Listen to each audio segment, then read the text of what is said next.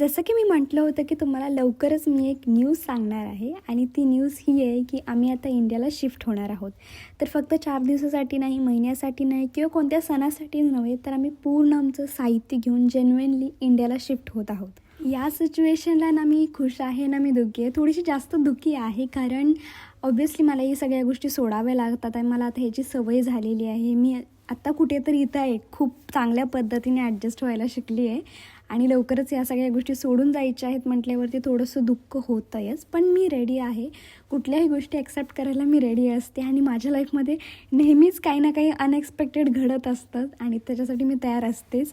फक्त आम्हाला 2 दिवस राहिलेले आहेत इथून जायला. लास्ट इयर जेव्हा आम्ही आलो होतो तेव्हाची जर्नी मी शेअर नाही करू शकली, पण आता जातानाची जर्नी मी नक्कीच शेअर करणार आहे. 2 दिवसात जाणार आहे, पण काही पॅकिंग झालं नाही किंवा काहीच प्लॅनिंग झालं नाही. मग म्हटलं तुमच्यासोबतच सगळ्या गोष्टी, मजा, मस्ती, इमोशन सगळ्यासोबत पॅक करून आपण निघूयात.